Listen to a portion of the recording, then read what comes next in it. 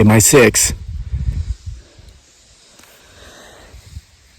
Watching for this guy, as well as our family of local black bears that have been making quite a few appearances this summer. So guys, I've got to warn you right now, this video is not about Bigfoot Sasquatch. Though, keep getting my 6, keep watching back there, because he, she, it, or they have been known to make sudden appearances when we've been talking about just about anything. But I felt compelled to make this video and talk about a real group of heroes that I think might be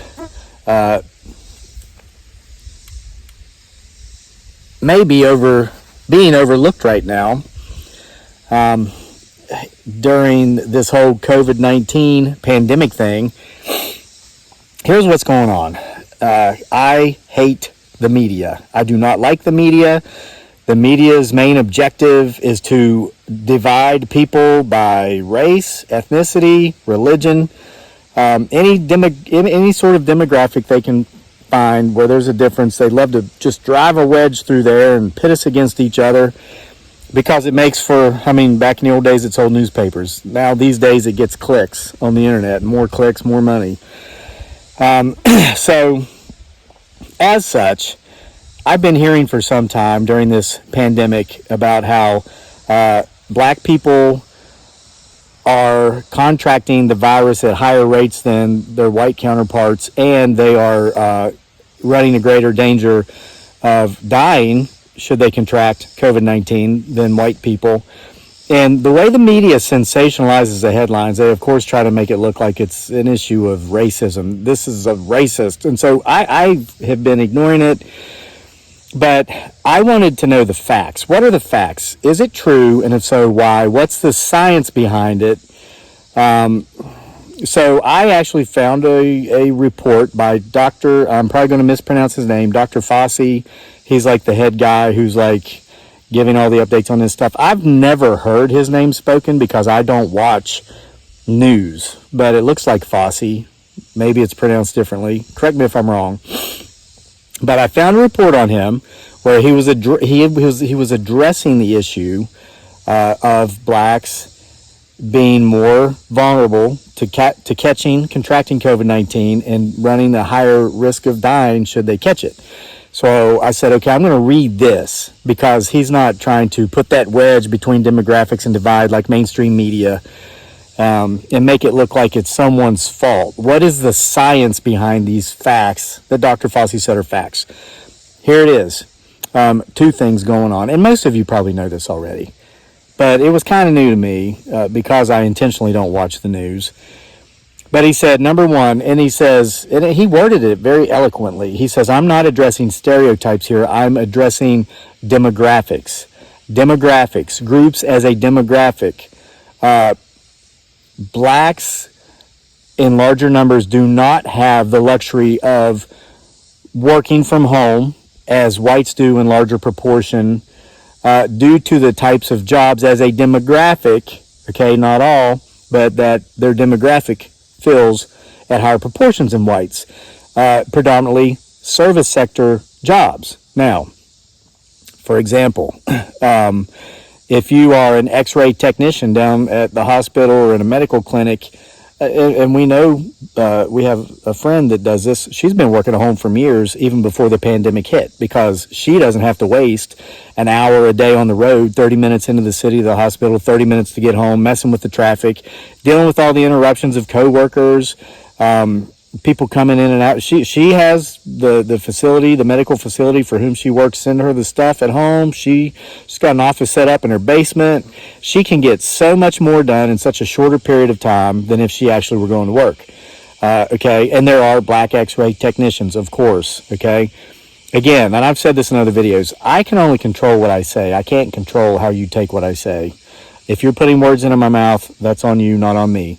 So Dr. Fosse explained how, if you're a clerk at a convenience store, you can't just work from home, okay? If you're at 7-Eleven or Exxon or the Shell station, and should you decide to stay home to socially distance yourself from the general population, hey, great, but guess what? You don't get a paycheck every 2 weeks or every Friday, however it works. And so I understood that. That made sense, okay? And then secondly, he said that as a demographic, blacks run higher rates of certain underlying health issues that would make it much harder for them to recover from COVID-19 if they got it, such as, I think it's type 2 diabetes. There were 5 or 6 conditions he mentioned. I think obesity, there's a higher rate of obesity in the black community than there is in the white community as a whole.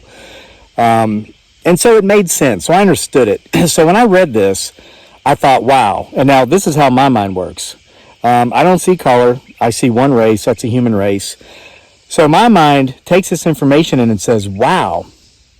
You know, you see the banners if you go into town, you drive past the post office, they got the big banner out that says heroes work here. And that's true. And I had that job, and that's a hard job under normal conditions. I couldn't imagine delivering mail in the 90 plus degree temperatures of the South with face masks on. Yes, they're heroes. You go by the hospitals, there's signs up that say heroes work here. Yes, that's true. But you know what?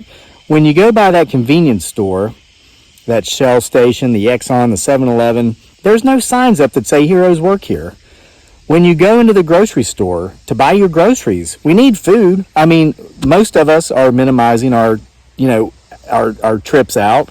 We canceled our vacations this summer. We like to go to the Outer Banks of North Carolina a couple times in the summer. We're not going this year. And again, I'm healthy. I'm under 50, no underlying health issues. My wife's even younger than me. She's 32, healthy. We're not concerned about us. We're concerned about going down there, maybe picking this thing up, becoming carriers, and bringing it back to our community and giving it to our friends who are over 50, who do have underlying health conditions. I said it in a video last week. You know, it took me a while to learn this in life, but I think there's some people out there that never learn this. And the thing about life is, it's not all about me. I'll skip the beach this summer, okay? I'll skip it next summer if it makes people in my community safer, because I'm not going down there and picking this thing up and coming back here and giving it to them. But here's the point. I've been taking for granted the fact that when I do go into town to get my groceries, to get whatever it is I need in there, when I get gasoline and I walk into the convenience store to get a bottle of Gatorade, like today while we were in town, we in a very safe environment where there was like not many people at all, we took an hour-long walk, so we got gas afterward, went in, got some Gatorade, got some snacks, and I made sure. This is the first time I've done this since the outbreak of this COVID-19 stuff. I thanked the cashier, and it happened to be a white woman, but here's the deal. It doesn't matter if she would have been black, Asian, Latino, or even a man. I would have thanked that cashier, because these people that are working in these service sector positions in so many ways, in so many big ways right now, are the ones who are keeping our economy running. These are the infantrymen on the front line of this COVID-19 pandemic, out there continuing to go to work every day in the service sector. I don't know how many people that woman will come into contact with today. I know it's hundreds. I mean, Charlottesville's a decent-sized town. That is increasing her risk of contracting COVID-19 by hundreds of times higher than mine. Sitting out here on my homestead, seeing my wife and my kid most days, potentially Bigfoot Sasquatch every now and then.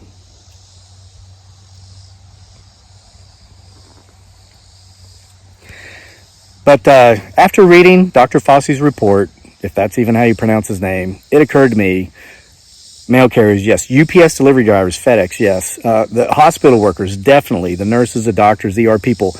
But the folks at the convenience stores, the grocery stores, even, a lot of the restaurants are still open. Here's an unsung hero for you.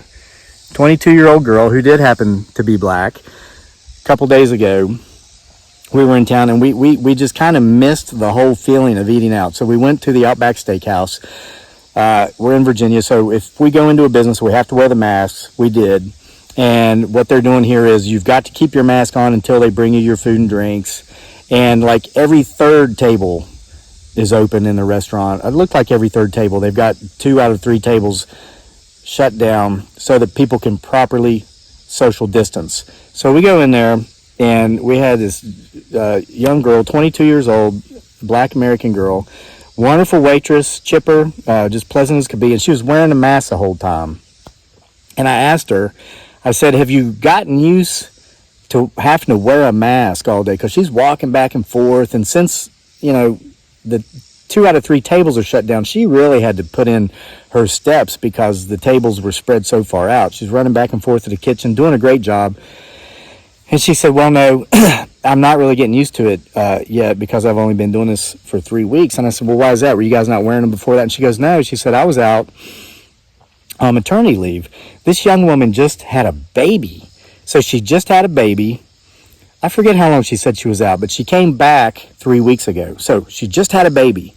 Still going to work in the service industry, where she is increasing her odds of getting this hundreds of times because of the number of people she's coming in contact with every day, wearing the mask while she's doing it. And because she did that, my family and I was able to have a decent lunch that day. We had a good lunch, and she gave great service, and it kind of broke up the monotony of us just kind of being here on the homestead all the time. And these people who were filling these service sector roles, keeping our economy going, being there for us to get our Gatorades, our gas, our groceries, our lunches. These are some unsung heroes that I've not heard anybody praising, or I've not seen anybody praising on the internet. So I don't know how many of you are going to watch this video, but I want to ask each and every one of you who do watch this video, do me a big favor. The next time you're in a convenience store, the next time you're in a grocery store, the next time you're at a restaurant, next time you're out in public getting a goods or a service from somebody who's working in the goods and services industry, please thank them for being there. It's so key that they're there to keep our economy running, and they are putting themselves at such greater risk of getting this thing than the rest of us because they're out there in it every day. Do me that favor. Thank these people for what they're doing. They're truly unsung heroes. Thanks for being here with me today for another episode of the PBS